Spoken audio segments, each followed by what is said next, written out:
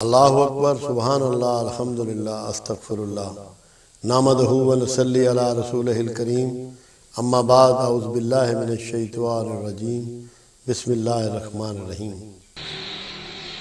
عرب میں جب اول اسلام آیا اور رسول اللہ صلی اللہ علیہ وسلم نے دعوت کا سلسلہ شروع کیا تو جو سب سے زیادہ لوگوں کے لیے حیرانگی کی اور اچنبے کی بات تھی وہ یہ تھا کہ دوبارہ زندہ کیا جانا، دوبارہ اٹھایا جانا اور اللہ کے حضور پیش ہونا، سامنے کھڑا ہونا، جواب دہی کا تصور۔ لوگوں کا گمان یہ تھا یہ کیسے ممکن ہے کہ ہماری بوسیدہ ہڈیاں گل چکی ہوں گی، مٹی میں مل گئی ہوں گی، کیونکہ عرب جو ہے وہ مٹی میں ہی دفنایا کرتے تھے مردوں کو، تو یہ ممکن نہیں ہے۔ انسانی عقل کے بعید اس کو وہ خیال کر رہے تھے۔ اور اگر ہم آخرت کا تصور نکال دیں، اس کو اپنے ذہنوں میں سے ہٹا دیں کہ آخرت ہونی ہے، ہمیں دوبارہ زندہ ہونا ہے، دوبارہ کھڑا ہونا ہے، تو پھر کیا مذہب کی ضرورت رہ جاتی ہے؟ کیا دین رہ جاتا ہے؟ کیا وہ جزا و سزا رہ جاتی ہے؟ کیا خیر و شر باقی بچتا ہے؟ یہ سارا آخرت کے تصور کے ساتھ ہے۔ جو دیگر جاندار ہیں انسان کے علاوہ، جنات کے علاوہ، گائیں، بھینسیں، بکریاں، اونٹ، ان کے پاس کوئی جنت کا تصور نہیں ہے، کیونکہ ان کی آخرت کا تصور نہیں ہے۔ آخرت کا تصور ہمارے ساتھ اس لیے جڑا ہوا ہے کہ پروردگار عالم نے ہمیں یہ شرف عطا فرمایا کہ ہمیں خیر اور شر دونوں میں تمیز کرنے کا علم عطا فرمایا۔ جب یہ علم عطا فرمایا تو اس کا مطلب ہے کہ یا ہمیں سزا ملنی ہے یا ہمیں ریوارڈ ملنا ہے، کوئی انعامات ملنے ہیں، اس کے لیے اللہ نے آخرت کا دن مقرر کیا۔ آپ جب نماز پڑھتے ہیں تو سورہ فاتحہ کے بغیر کسی کی نماز نہیں ہوتی، تو اس میں نماز میں ذکر آتا ہے مالک یوم الدین۔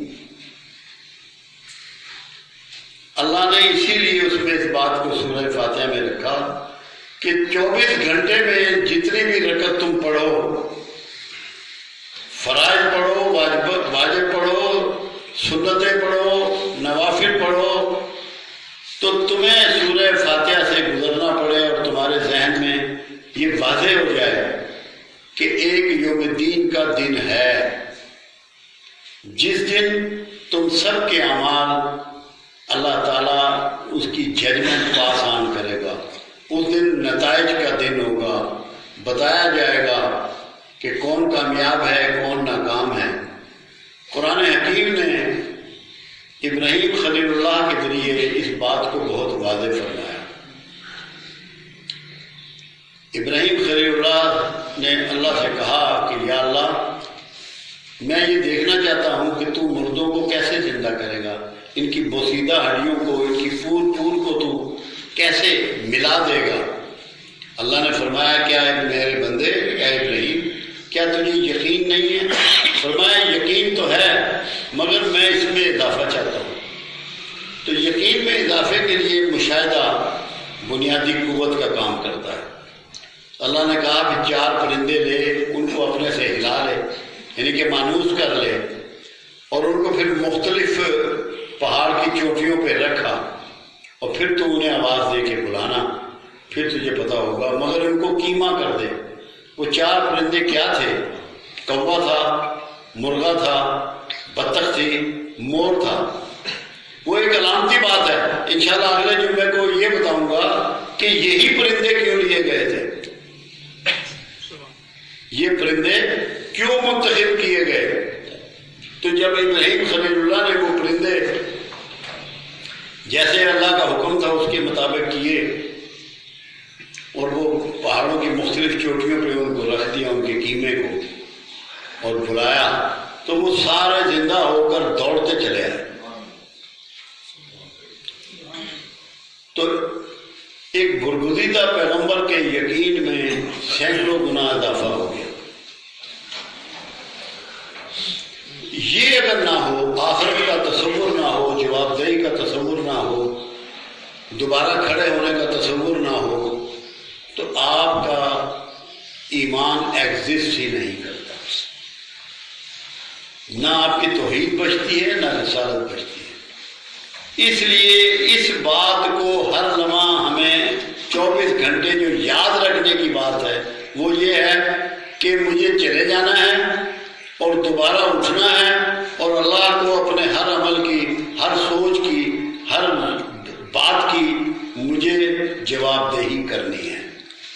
اگر جواب دہی کا تصور ہمارے اندر سے نکل جائے تو ہم کوئی بھلائی کا کام کر ہی نہیں سکتے، بھلائی ہمارے پاس پھر ایگزسٹ ہی نہیں کرتی۔ اسی لیے اللہ نے دنیا پر عاقبت کو ترجیح دی ہے۔ ایسے لوگوں کو قرآن میں ذکر ہے کہ جنہوں نے سامان دنیا ہی اللہ سے مانگا، اللہ نے کہا انہوں نے گھاٹے کا سودا کیا کہ دنیا کے سامان کی مجھ سے ڈیمانڈ کی، آخرت کی طلب انہوں نے نہیں رکھی، آخرت کا خوف انہوں نے نہیں کیا، انہوں نے گھٹیا چیزیں جو ہیں اعلیٰ چیزوں کے بدلے میں خرید کر لی۔ تو دنیا کے سامان کو اللہ نے آخرت کے مقابلے میں گھٹیا قرار دیا۔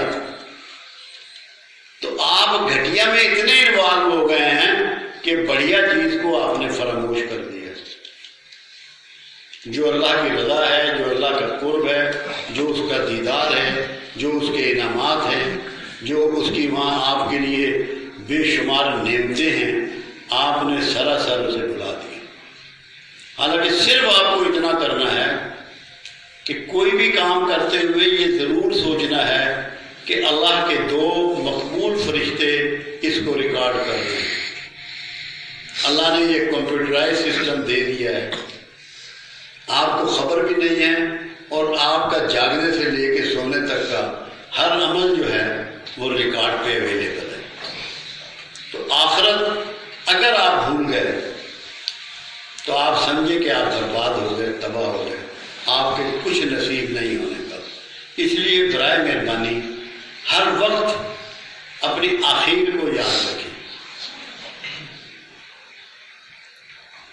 گڈ سٹارٹ جسے کہتے ہیں نا، good start basically good finish ہوتا ہے کہ اگر تمہارا انجام آخر بہتر ہو گئی، تم اللہ کے کلمے کے سائے میں، کلمہ شہادت کے سائے میں دنیا سے چلے گئے تو تم انتہائی کامیاب ہو گئے، مقبول ہو گئے، تمہارا دنیا میں جو کچھ تم نے کیا وہ اللہ کے ہاں قبول کر لیا گیا۔ آخرت کو ہمیشہ ظاہرہ زندگی پر فوقیت دیں، اس کے حوالے سے سوچیں۔ اس سامان دنیا پہ تو اللہ کے رسول نے یہ فرمایا کہ اللہ کی نظر میں اگر سامان دنیا کی بکت مچھر کے پر کے برابر بھی ہوتی تو کفار و مشرکین کو ہرگز نہ دیتا۔ آپ اس چیز کے پیچھے پڑ گئے ہیں جس کی بکت مچھر کے پر کے برابر بھی نہیں ہے۔ تو خدا کا واسطہ ہے فوقیت دیں آخرت کے سامان کو، نہ کہ دنیاوی مال و متاع کو۔ اللہ آپ کا اور میرا حامی و ناصر ہو۔ اگلے جمعے کو انشاءاللہ جو پرندے ابراہیم خلیل اللہ نے چنے تھے، اللہ نے کہا تھا کہ یہ پرندے لے لے، اس کے حوالے سے بات کروں گا، کیونکہ اللہ کا کوئی کام خالی حکمت نہیں ہوتا۔ مصلحت کا لفظ نہیں استعمال کرتا، مصلحت کا لفظ تو جھوٹ کو ڈھنگ سے بولنے کو کہتے ہیں۔ اللہ کے کاموں میں مصلحت نہیں، حکمت ہوتی ہے۔ اللہ ہمیں دین کی سمجھ عطا فرمائے۔